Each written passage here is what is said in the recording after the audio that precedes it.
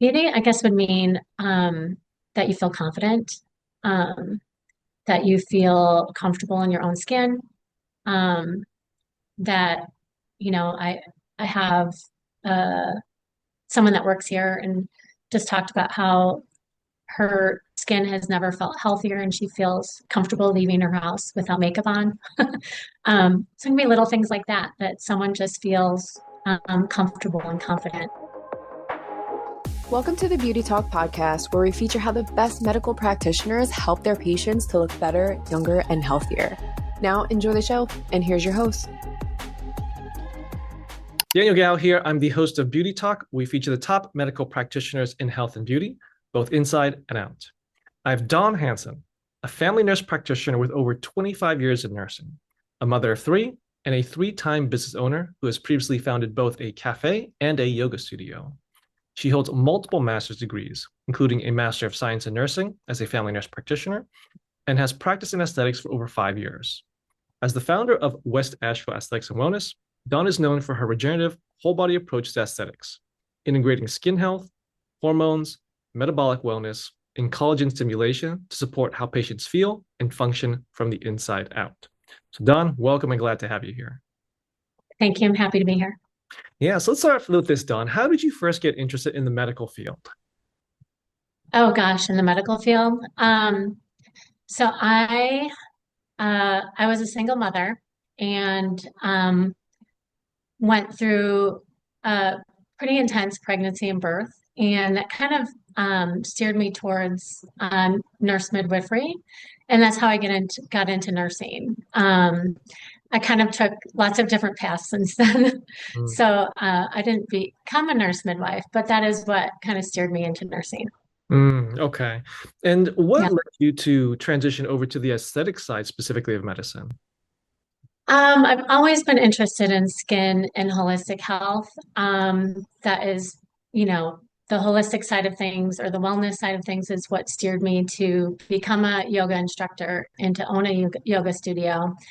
And we moved into an area of Texas where some of that holistic training that I've had didn't really equate where I lived. So that's where I became really interested in aesthetics, and it just really spoke to me as a place where I could take some of that passion that I had and put it into skin health and overall whole body wellness.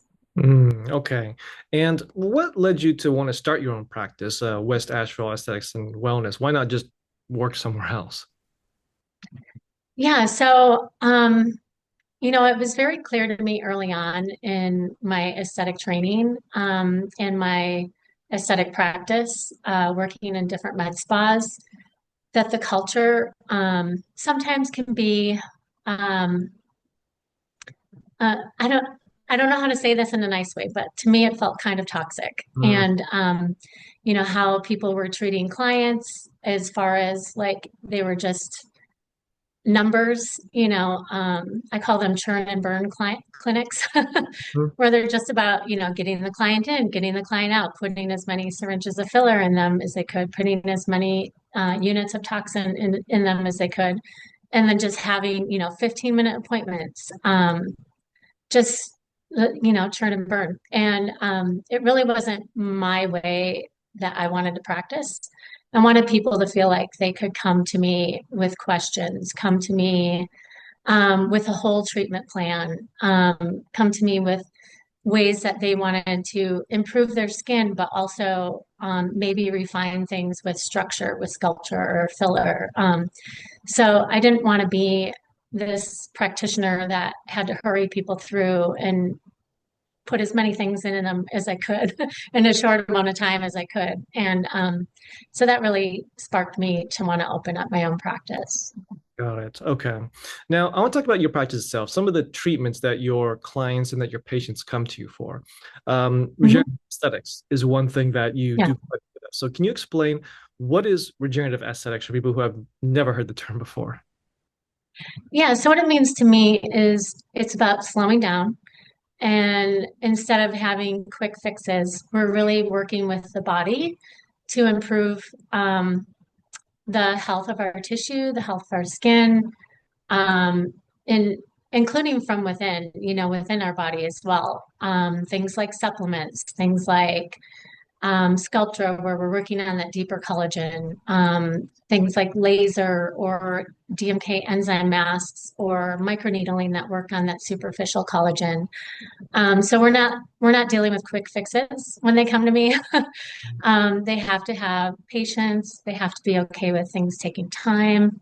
They're not instant dramatic change. It's more of that kind of refreshed, rested look, still very natural. So it's working with products that are bioregenerative, meaning they work with your own body to replace tissue that has been lost, whether it's skin tissue, fat tissue, um, collagen tissue. So all of those things within that framework. Okay. So when you say it's these things that's working with the body, I've heard of things like Mhm. PRF, where it's basically you're Mhm. drawing the person's blood, spinning it, and then taking the good stuff out of the blood and putting that back in. Is that what you're talking about? Because I've also heard of other things. I don't know if they're regenerative medicine, but it's from like Yeah. your cells, and you're putting that into the body, and still works with the body, but it didn't come directly from you. Yeah. So we work with lots of different modalities, actually. Probably one of the only clinics in our area, actually, that work with so many regenerative modalities. So we work with Sculptra, which is an injectable. It's injected subdermally, sometime on the bone as well, to stimulate bone loss and to stimulate collagen, that deep collagen. We work with Wharton's jelly, which is ethically harvested birth tissue. It's the jelly that surrounds the vessels of umbilical cord, and it's rich in stem cells, proteoglycans, growth factors, hyaluronic acid. So it hydrates the skin, but it also stimulates new skin. And that's also injected. We work with PRF, so we do platelet-rich fibrin, which is a blood draw, and it's put in a centrifuge, and also injected. We work with Radius, although I do that less often than Sculptra. We work with Renuva, which is a fat stimulating product. So one of the things that happens as we age is we lose that superficial fat as well as that deep fat in our face. And the fat not only is some of it is lost, but also some of it is shifting south as our skin laxity increases. And so that Renuva product, which is a bioregenerative product for fat, actually harvested from cadavers and broken down into the proteins that build fat. So that is like a fat matrix underneath the skin, which helps to give like a nice superficial thin layer of fat underneath the tissue to help with some of that volume loss. And it gives a nice natural result and it lasts a long time. So we're working with multiple modalities and it's really individualized to the client and what some clients, their uh, finances do not allow for all of these things. So we work within their budgets. We try to find a treatment plan that fits for them and that's also going to give them the best outcome. Okay. So now when it comes to I guess all the modalities and different things that you're using, Mhm. I do want to talk about this because some people think, especially I would assume the older ones, the older people would say that, well, if you're taking my blood and spinning it, my blood is older, maybe it's not as Mhm. good. Can I get the blood of someone who's younger and then spin that and put that in? Like, is that something that's okay, or is it not recommended, or We don't do that. Maybe some clinics do. I don't know. I haven't heard of it, but it's probably out there. But we do use Warren's jelly, which is from young tissue, and you don't have to worry about that factor of age. So if somebody is coming to me and they're in their 50s or 60s, that is usually what I recommend. There is some controversy in that, whether it's necessary or not, but PRF is influenced by, what we eat, what we drink, how well we take care of our bodies, what our age is. And so there are alternatives to that, which is the Wharton's jelly, which is why we use that. There is also platelet-derived growth factor, which is also controversial to inject. But we do use it for the under eyes, and we do get really great results. Um, which is, a growth factor that is basically derived in a lab. So there's some consistency to it, unlike PRF. Got it. Okay. Now, I want to switch over to your three-step framework, which is, I guess, the way that you approach Mhm, patients, approach your clients. Could you explain mhm. what is your three-step?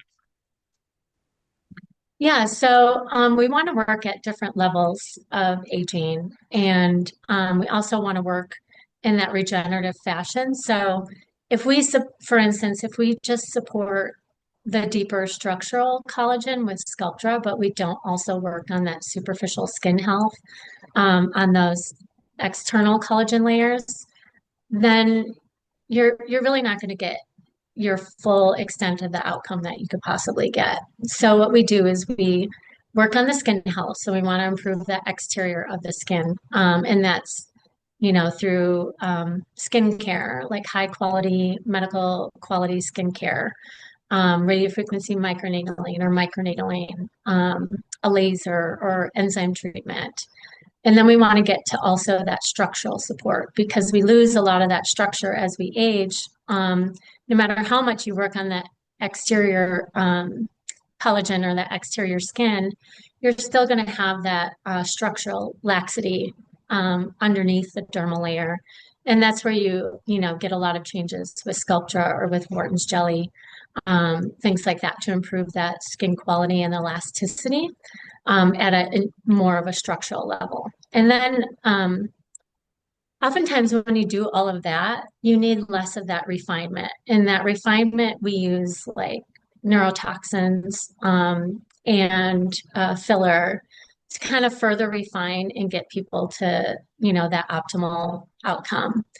But you need those other things before you get to that level because if you're just, using filler or neuromodulator, at some point it's not going to look as great as it could because you haven't really focused on structure, you haven't really focused on that skin health, and you're not really doing the patient a full service in my mind when you're just using those modalities. I think you can get them to an even better, level and an even more natural outcome when you work on these other modalities and then refine at the end with some filler or, yeah. Okay. And I want to dive a little bit deeper into the skincare part of it. So you recommend doing skincare before you do any injections. Could you dive a little bit deeper into why that's important? Why can't people just come in, get Botox, get filler done, they don't need to worry about their skincare beforehand? Um, Skincare takes time. So, it's not necessarily that they can't do Sculptra if they're not doing skincare yet. I usually like if they come in and they want an injectable like Sculptra, I'll be like, okay, well, I really recommend doing this in conjunction with it. Like I don't recommend just doing the Sculptra. Here's what I recommend doing in conjunction because, like I said, they're not going to get that full extent of what they could possibly get with their outcome. As far as just coming in for filler and not doing these other modalities, I just think that they're going to be underwhelmed by their outcomes. They're not going to be fully happy, fully, content with their outcome because they're still going to have, rosacea or hyperpigmentation or, um, skin laxity. That those things are not corrected with filler, no matter how much filler you put in their face. And if you're not doing that, they're not gonna, I don't think most people are not fully happy with the outcome. Then there's something missing. They feel like there's something missing, and there is something missing. You're not having that healthy, bright, functioning skin that you could possibly have. Okay. Now, when it comes to the services you offer, what would you say are some of the most common misconceptions you hear from your clients, from your patients about these treatments? I mean, I get a lot like, oh, filler, it's going to be migrated, or you're going to look really puffy after a while, or it's just not going to look really good after 5 years. Like, I don't want to do any of that. I don't want you to, I don't, it's not that I'm anti-filler either, but you hear a lot of that. And it's usually just some extra education, like, oh, that's actually not the case. Like when you do the right type of filler in the right tissue plane with the right amount, it's not going to look overdone. It's not going to migrate. You're not going to have issues. It's when it's not done thoughtfully or used in the right way, or you use too heavy of a filler in a place where it shouldn't have heavy filler. That's when you get complications with it and, a bad outcome. That's probably the number one thing I hear. And then the other thing I probably hear quite a bit is with Sculptra, people equate it with filler. And that's not the case either. I would not qualify it as a filler. It's more of a structural support with collagen or something to help with skin integrity. It does add a slight volume because it's thickening the skin, but you're not going to get that volume change that you see people get with several syringes of filler. Okay. Now, let's say that someone is looking to get some type of aesthetic treatment done, but they don't Mhm. know which provider to go to. They don't have any referrals or recommendations. What advice would you give to that person as they're doing their search so that they can find that provider that knows what they're doing, can get them a good result, Mhm. and that they can trust? Um, that's a hard one because in some ways I would say um, do a little research on what treatments really speak to you um, because there's a lot of treatments out there, and every provider has a different preference and what they like to choose.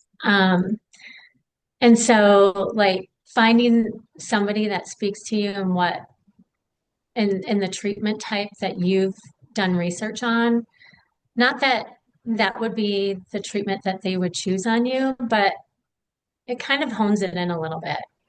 Because if some providers might be heavier on filler and tox, and that's what somebody really wants, and then other, providers like myself are more into regenerative treatments. Some providers just focus on laser and skin. And so it just really depends on kind of what your framework is and what you want your end goals to be, and then go from there and kind of narrow it down. Mm. You'd also want to make sure that whoever you choose is going to be spending time with you so that you're not just rushed through your intake, you're not rushed through your consultation. That's the most important process, I think, when you first meet somebody, is that initial consultation, because that's where you're telling them your concerns, telling them what your goals are, trying to get together a long-term treatment plan. And if you have somebody that just wants to give you a one and done treatment, like you're not going to reach your goal, you know. And if that's what their consult is, yeah, come in, we'll give you these 2 syringes of filler and send you on your way. Like you're just not going to be happy, and you're going to feel a year later that you just threw away $1,400, you know. Um, so I think you need to find somebody who will spend time with you, find somebody who will go through the treatment options with you, and figure out what the best treatments are that speak to you. Okay, perfect. Now, when it comes to what you do, when your approach to patient care, to client care, how important is artistry, would you say, in what you do? I think it's important. In regenerative aesthetics, um, it's important, but I think the science of it is a little more important in regenerative, um, because you need to know like what that product is doing for the tissue. Does that make sense? Yeah, yeah. Um, so I think they're equally important, science and art. I think you need to know how to manage complications. I have an ultrasound device, so I'm able to see what's happening under the tissue if there was a complication to arise. Um, I think you need to have all the protocols in place to be able to manage that. And I think you need to have like backup if you don't know how to treat a complication, that you have someone you can refer to and collaborate with that can help you along that. if somebody does have a complication that you don't know exactly how to take care of. Um, so I think they're equally important. I don't see artistry or science being one being more important than the other. Okay. What about creativity? How important do you think creativity is in what you do? Um, Again, I think it's important. I may be different from a lot of other injectors because I focus a lot on skin health. So, like, skin is science, you know. Um, if you don't know the science of skin, like, you cannot improve their rosacea, their eczema, their their pigmentation. Like, you have to know the science of the skin. You have to know how it works with certain products. You have to know how it works with certain devices. Um, And as far as like injectables, yes, there's some creativity there. Um, but there's also like, you get to learn that I think the more faces you see, the more faces you work on, um, the more that just comes into your brain in a more like flowing kind of way rather than um, I don't know. I feel like in the beginning it can be a little bit like overwhelming, but the more you do, the more it flows. Hmm. Yeah. Okay. Now, I'm sure that, Don, throughout your experience, you've had some challenging cases or memorable cases or tough cases. Is there maybe one story that you can share of one of those cases and how you were able to get a positive outcome in the end? Yeah, I guess so. Um, this was a microneedling case. Um, it was a very interesting case because it's not what typically happens. So it's not your horror story of an injectable case, but it is a horror story of microneedling. Um, so this woman had microneedling, and a few weeks later, she started to develop, um, almost like a dermatitis in her skin. Um, and even, my supervising physician was kind of baffled. We tried antibiotics, we tried topical antibiotic, oral antibiotic, we tried some hydrocortisone, like all of these different, you know, things to fix her dermatitis. And what ended up being the case is I ended up having to treat her skin over many months of doing skin therapies with DMK. So DMK is a line that I use for enzyme treatments and other facial treatments.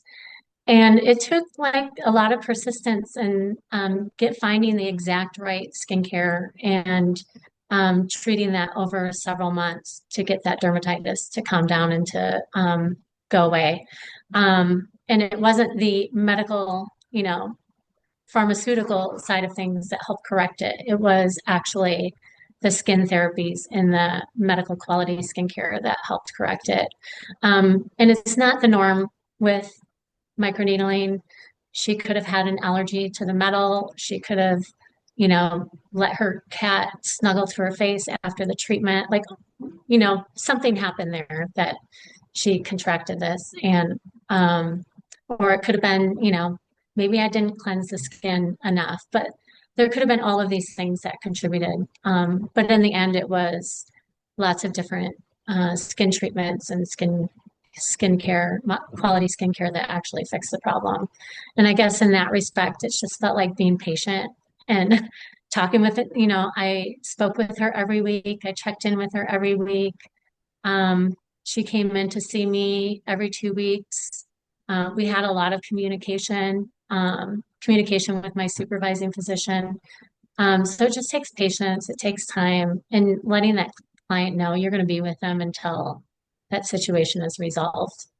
Because otherwise they feel, high and dry, um, and then they feel like they have nowhere to go and no way to resolve the issue. Okay. Well, it's a great story. You got to stick with them the whole way through. Yeah. So now, Don, where do you think the future of aesthetics is going? Um, I think definitely it's going away from quick fixes. I think it's going towards natural outcomes, skin health. I think it's going to overall body wellness. I think that's becoming bigger and bigger in aesthetics because what you do on the inside of your body affects the way you appear to other people and how your skin health is. So I think that's going to be really big. Um, I still think filler is not going to be the number one treatment. I think it's going to be regenerative treatments and skin health treatments that will gradually take over. Okay.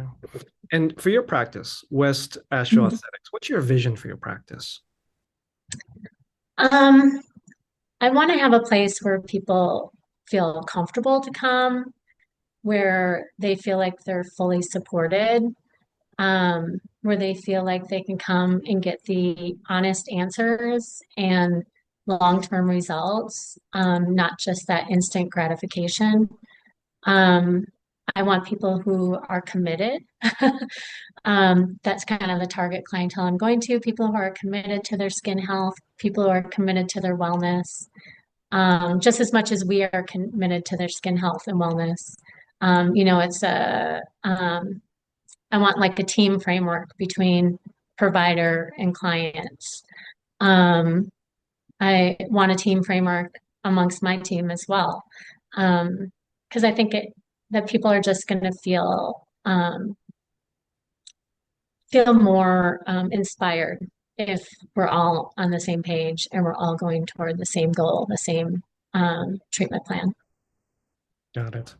Well, Dawn, I do have one last question for you, but before I ask it, I want to point people to your website at Okay. westashevilleaesthetics.com. Now, Yeah.